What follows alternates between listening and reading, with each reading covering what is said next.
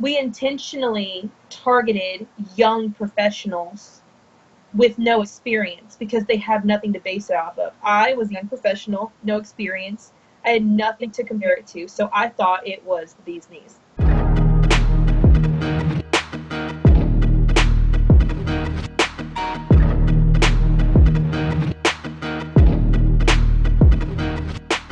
Okay, so just tell me a little bit about how you first got involved in the business. Like, were you looking for anything in particular? Did you answer an ad? Like, how did that happen? I was I was at school in Knoxville at UT, and I was a business major.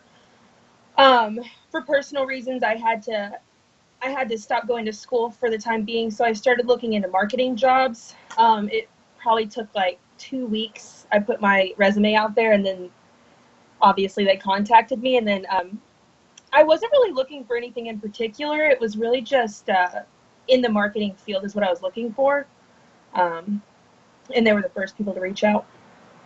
Was it a pretty quick response time? Yes, I would.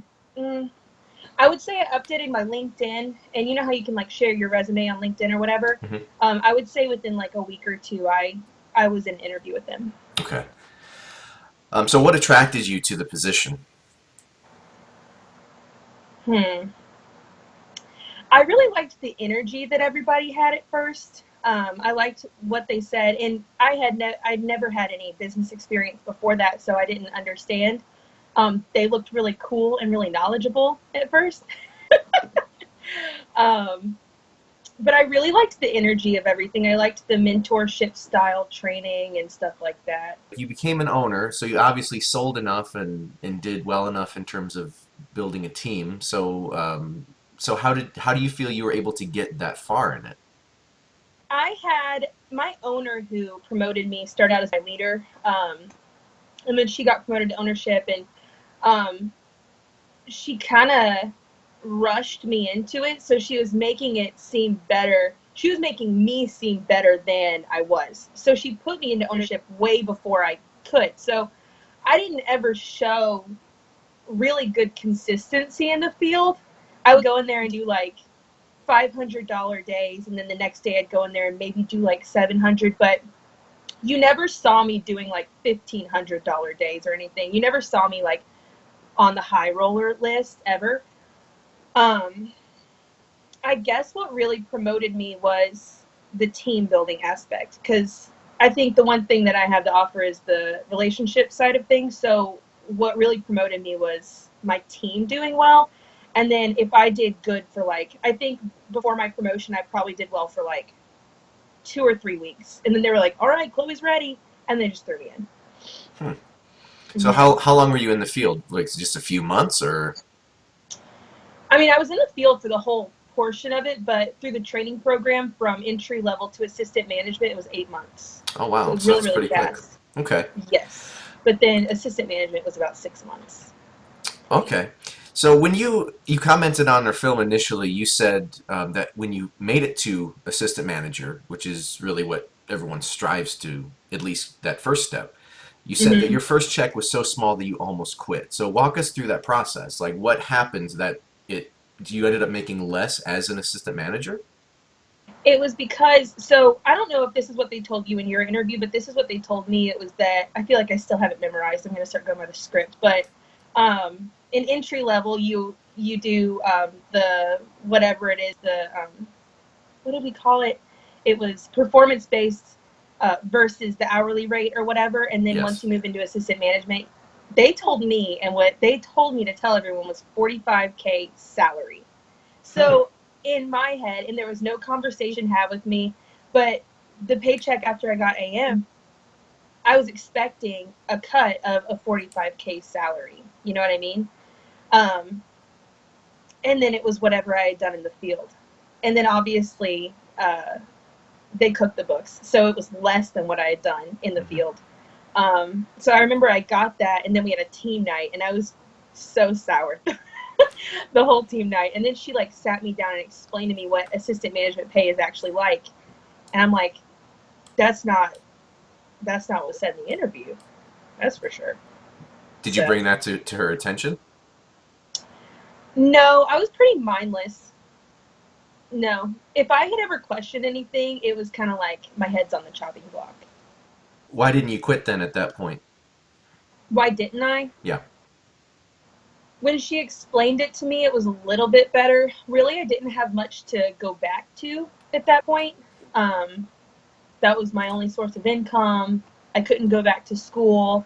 I was out in Knoxville all alone. My family was in Nashville, so I kind of like had no choice but to stick with the job.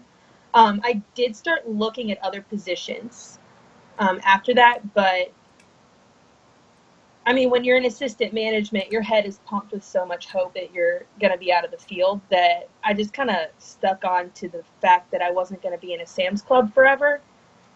Um, I think that's the only thing that really kept me there. I think a big thing about ownership is that they tell you that you're going to be out of the field and working like 4 hours a day. Yep. That's what they told me. Yeah, that's the picture you're always drawn, is that if you get to owner, you do interviews, you do conference calls, and your day is done. Yep. Um, but they never really tell you how much work is involved in Hmm. ownership. Um, Yeah. so I did some research on you. So your company, was it Alliance Event Management? Yes. Okay, and it's interesting because you still have a social media presence. So I looked on social media and I saw a lot of photos, professionally dressed people smiling and looking happy, and plenty of motivational memes like most of these companies do. Hmm. So why wasn't it as great a place to work as it seems in those photos? We had someone, I don't know if they've probably told you this already, but we had people doing our social media for me. So I actually never had a say in what went up on my social media. I never, well, I sort of did, but only a little bit. Like once a month, they'd be like, what do you want to put up there? And I'm like, oh, just put up this. That's basically it. Um, Obviously, they're going to make any kind of, for recruiting purposes, they're going to make anything try to look as attractive as possible. And in that mindset that I was in when I was in Smart Circle, I did think it was amazing because I thought it was an amazing opportunity. So I truly believed it was a really good place at that time. So I could say that that's probably why. So who controlled the social media? Is it like the primary parent corporation, or did they hire someone to do that for you? What they told us is that they worked with another company, and I actually really liked the company that worked with them. If this is the right information, it was called CLI, Digital Media. And it's basically like it's a company that helps brands brand themselves. They track the social media. They have people who actually go in and create the Facebook pages. They create the websites for them, and then they track who sees what. And I think they might even track the recruiting side of things, like our profiles on LinkedIn and Glassdoor reviews and stuff like that. I think that they do that too. So that's actually who did everything. When did you start to doubt what you were doing? The whole time. Okay. The whole time I would kind of fight with myself and be like, is this real? Like, do you really even want to own a company that sells crappy pillows to naive people in a Sam's Club? And that's kind of like what went through my head the whole time. But I think when I really started doubting it, you know what? This is when I started doubting it, is when they sent me on a retrain. So they called me one day and they were like, hey, good news. You're going on a retrain. We're going to shut your office down. So this is great. You're going to go up to Cincinnati, not Cincinnati. They were going to send me to Cleveland with my promoting owner. And they were like, get out of your lease, do all this, da da da da da. And I was like, I was shell shocked. I was like, I got to think about this. And then I sat down and thought about it, and my owner had flown down to help me close out. And when she was flying down, she thought that I was going to just go on a retrain. I couldn't get out of my lease, so I put my apartment up on Airbnb, and I was like, we got to find a place for my cat. Like, you guys have to accommodate me too. Um, and then she got there, and I was talking to my boyfriend at the time, and my best friend, and my mom, and my dad. And I called my mom crying, and basically, they were like, "Don't go to Cleveland. What are you thinking? Like, what are you doing?" And then I think it kind of clicked, and I was like, "I can't go to Cleveland. Like, I'm just gonna shut down." And then I quit when she was there. had flown down. Hmm.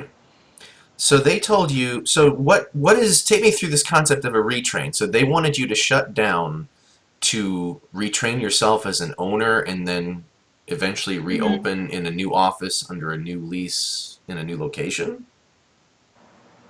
Kind of. Have you heard of a retrain? No, this is the first I've heard of it. Okay, so a lot of owners do go on retrains. Most owners go on retrains. The big owners that you've heard of, they've all gone on a retrain, most likely. You shut your office down. Um, you go to whatever owner that they send you to because you don't have a choice in it. They'll send you to whoever they want you to go to. Um, you'll go back to basically assistant management. Well, basically leadership. They tell you to go back to leadership, do it all over again, and then you open up. Hopefully, your market is still open because if you want to keep your livelihood, you want to stay where you've been, then I mean, you'll be lucky to go back to your hometown. They told me I might go back to my hometown, and then another Smart Circle office opened up right after. So I was like, they lied. But okay, I'm getting off track. So you go back to leadership with the owner that they choose. You rebuild yourself up, and then you hopefully reopen. But some people stay on a retrain for like years. And you didn't have an option, like when they said that you're going on a retrain, you didn't have an option to say no. I'll stay here. Exactly. No, I didn't have any option. So that tells me that you didn't ever own your own business then, if someone can Yeah, shut a you lot down. of things will tell you that I didn't own my own business. Yeah. So in your email, you said that you were an owner. So was you said it was only 6 months, and that's when they did the retrain thing. Yes. So take me through that 6 month period. Was there like were your sales obviously they had a reason to retrain you? Was it because of sales? Was it because you weren't promoting anyone, or did they even tell you why? Um, I was pretty aware of what was going on with my office. I just didn't really know how to fix it at first. So at first, when I got opened up, um, I think I did pretty good. I was promoting people. Um, I know that I think we had like top two in the nation sales sometimes. Um, but then after that, it kind of like went like this, and then it just shot down. And I stopped promoting anybody because what would happen was I would promote people, and then they would not be ready for promotion. So I was promoting way too fast with my leaders, and then they would drop off. And then I lost all my leaders, and I had I think two or three left, and I wasn't promoting anyone else because nobody was ready. And then it just kind of went downhill from there. So when you found our film, and you commented, you called this, and I quote, the worst, emphasis included, experience of my life. Yes. So first tell me a little bit why you would call this the worst experience of your life. I feel like a bitter ex-girlfriend, and I know that's literally ridiculous saying to say that about a company, but it's because it's all consuming. Like when you get started, there's no turning back. You know what I mean? So I was literally brainwashed. Like literally, I did not know what I was doing. I remember my best friend, she's still my best friend now, but she was so relieved when I got out of it because um, there was no time for your friends. If I talked about anything, it would be Smart Circle. There was so much to do after I had left the field. It was draining physically and emotionally when you had to stand inside of a Sam's Club talking to people that hated you. Like, nobody likes those people in Sam's Club. Everyone avoids them. So I hated that being that person. Um, I hated firing people that didn't deserve to be fired. Um, it was just really draining. I think the biggest thing why it was the worst experience was that I didn't do well in the field. And when I didn't, it's not that uh, I would be coached, it's that they would put it back on me. So they'd be like, Chloe, something's wrong with you, something's wrong with your skill set. And then I would be like, well, dang it, what's wrong with my skill set? What's wrong with my mentality? And then I just spent so much time trying to fix the way that I thought about things. And some of it was healthy. I think some of the things that they taught us were okay, but other things were not. I mean, if you work a job, you should get paid for the time that you work. If you're at a business dinner and you're forced to be at that business dinner, you should be getting paid. If you work after hours with your new guy in the field, uh, you should be getting paid for that. Um, but I did enjoy the things that they taught us, like cancel out the negatives and focus on the positives to get to the end goal. Stuff like that was really good, but I think that was about the only good thing that there was. So I know you were only an owner for less than a year, but you were obviously in the business longer than that. You did use the term brainwash as well. How difficult was it for you to leave something and kind of deprogram yourself from something that you had put so much into? It was really, really hard. I cried for like a week, and I did not think I wasn't out of the trance. I don't want to call it a trance. This sounds ridiculous, but it really was like that. Um, but I was really sad when I first left. And then I started thinking about it probably like a week or two later, and I was talking to my best friend and my boyfriend at the time, and they were like, I mean, it wasn't a good place to work. Um, and then I just started slowly going back to normal. I don't know. It was a slower process, but this literally sounds like I was in a cult, but kind of. Right? I Yeah. don't know. It was just a slower process for me, and now that I'm seeing it from this perspective, I can see a big change. But I never noticed me deprogramming when it was happening. Hmm. You know what I mean? Some Yeah. of the things I would be like, you know what?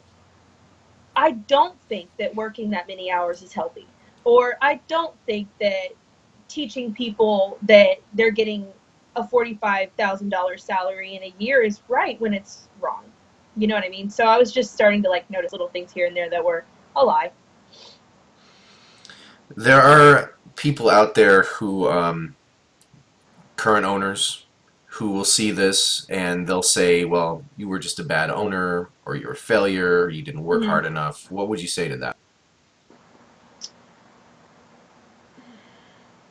They definitely do, because they had a whole conference call about me about that.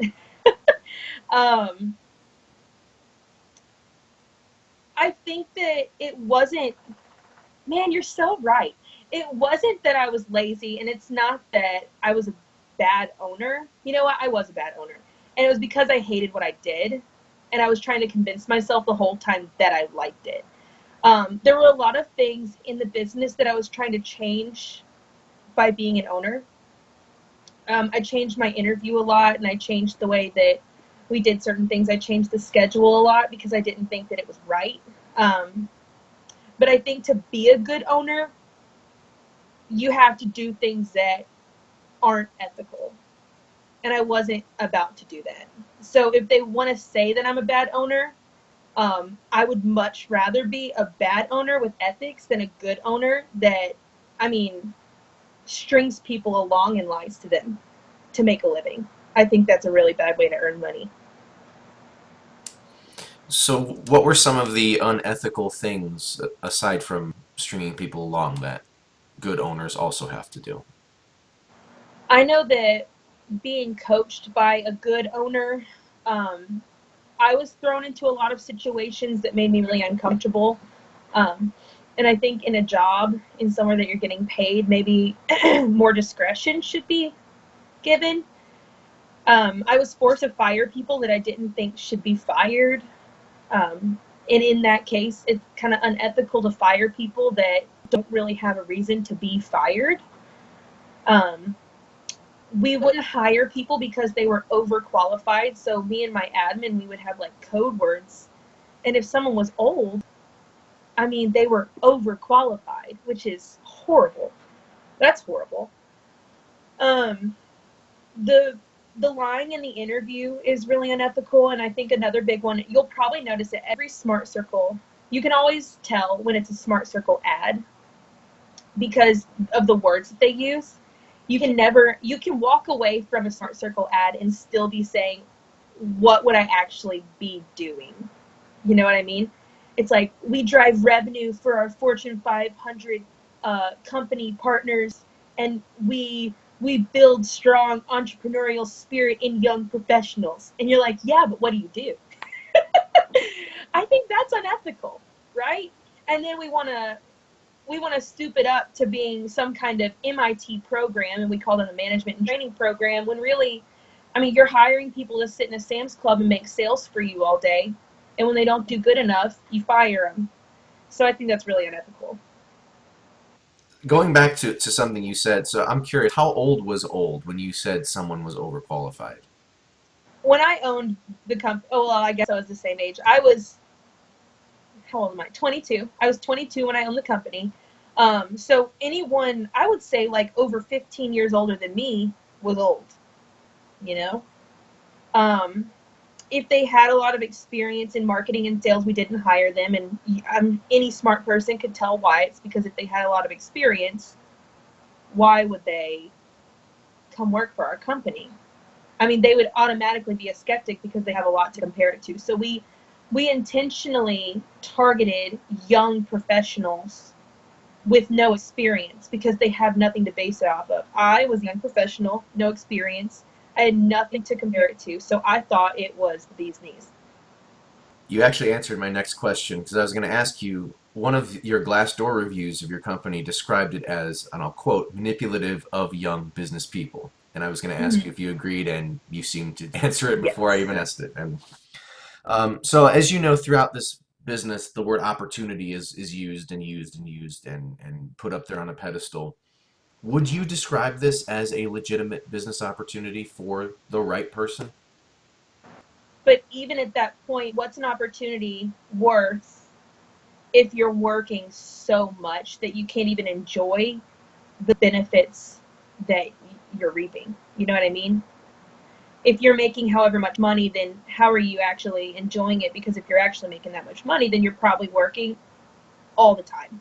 And on top of that, usually as an owner, what would happen is I had a business account and I had a personal account, and I wasn't ever allowed to touch the business account unless it was a business expense, and I could only pay myself off of the field. And that is how it is for a really, really long time after ownership. So when in the interview they talk about however much money an owner makes, that's in the business account and it's not your money. You know what I mean? I mean, it is your money, but it's not your money. Um, I don't know when that stops, but if that's how it is, even when you're a successful owner, then that's not an opportunity. You're just managing a business that might be making a lot of money per year, but that doesn't mean you're making a lot of money every year, personally. The first person I interviewed for this project, she said the exact same thing about the two accounts.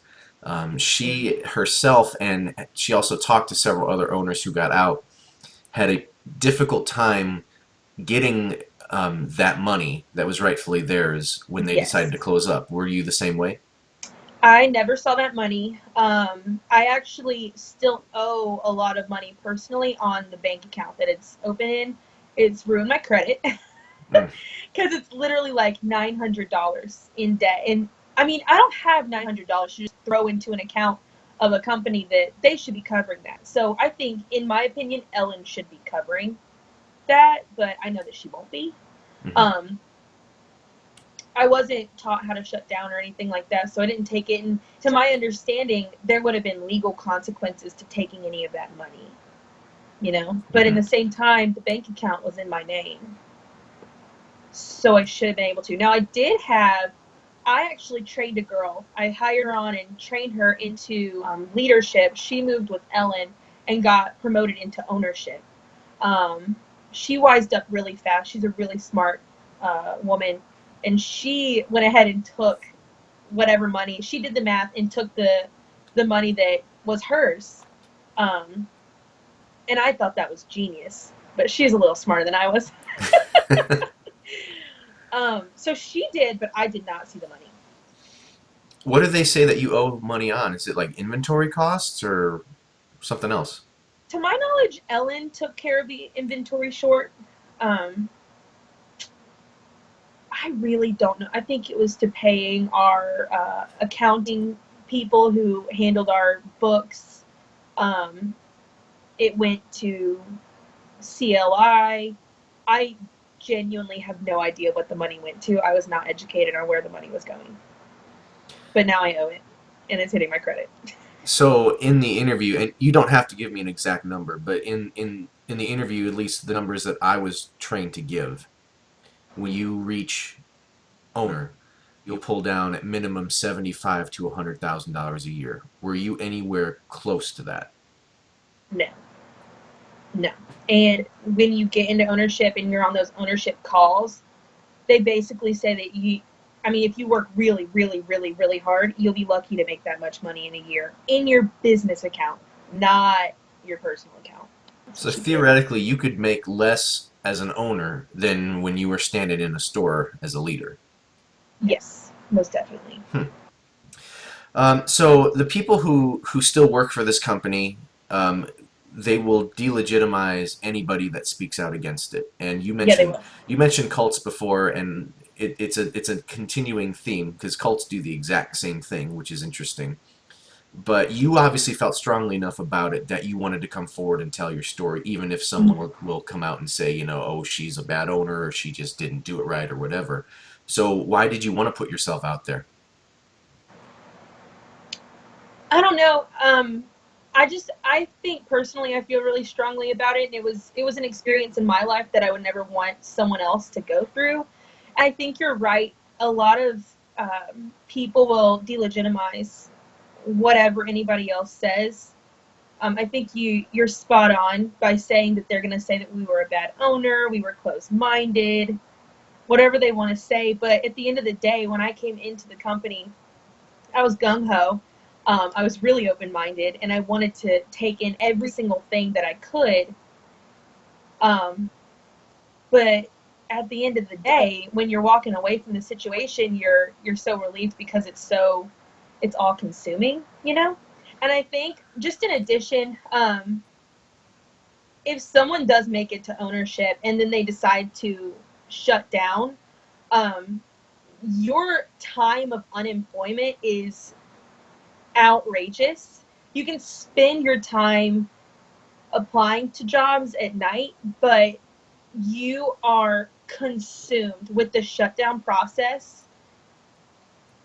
that it probably took like a month to get everything done. And it was all day, every day, just like changing boxes, like fixing the boxes and sending them to other owners and doing this and that, that I couldn't actually even apply or go on job interviews until the shutdown process was over. So in that period, I was working my tail off and I made nothing out of it. Yeah. So I think that that's something really important for someone to consider when they're wanting to get into this and they're not completely sure. What would you say to the current day owners who still sell this as this life changing entrepreneurship opportunity? I feel like it's hard to rationalize with someone who's not a rational person. If they're in the mindset that they're in, and I know that they are, then they're just like you said earlier, they're probably just thinking that, you know, I was a bad owner, you were a bad leader, we had a bad mentality. I think it's really important to um, take a look at who you are as a person and take yourself away from the business and start to look at your morals as a human being. And I mean, business is business, but bad business practice is not something that people want to get into. So if you're hiring these people to just stand inside of a Sam's Club, feeding them the opportunity that they will be an owner someday if they work hard enough, then I mean that's so wrong. That's so wrong. I mean, if they want to do themselves some justice as a human being, then maybe they could tell them that 3% of anyone who comes into the business might make it to ownership. It's literally like 3% might make it to ownership. And then when you get to ownership, it's very small. It's a very small margin of owners who stay in the business. I have so many owners in my head that are not owners anymore. And they got promoted at the same time as me. They had the same situation that happened with me, and then they quit, you know. There was one thing. I remember that I was taught, okay, in the state of Tennessee, every labor law is different in varying from state to state, but I was taught that in the state of Tennessee, when someone works 8-hour shifts, that they have to take an unpaid hour break. And when they work a 6-hour shift, I think it's a 5 to 6 hour shift, or 5 to 7 hour shift, they have to take a 30-minute unpaid break.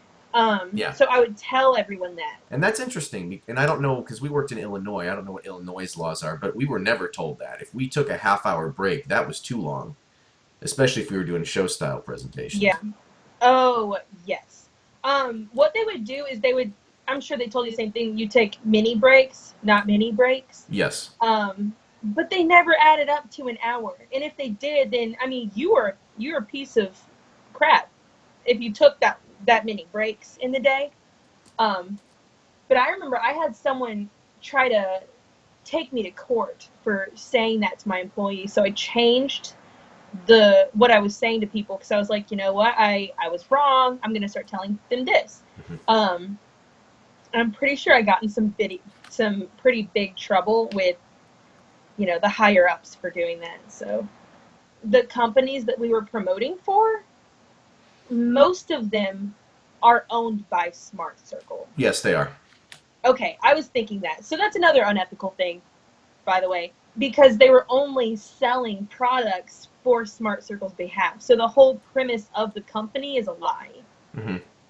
And I was thinking, because they'd be like, why are we inside of a Sam's Club? And I'd be like, we're there to promote businesses and help other businesses grow, and that's why we're here. But no, we take businesses, I don't know if they were businesses before, and we buy them out, and then we sell their stuff, or we just create them ourselves. Because if you look at our skincare lines, they're all identical. Our hair care lines, all identical. They all have the body scrub, they all have the face lotion, they all have the cleanser, they all have the face peel that makes your skin fall off. It's identical. So there's no way that those are separate companies. No.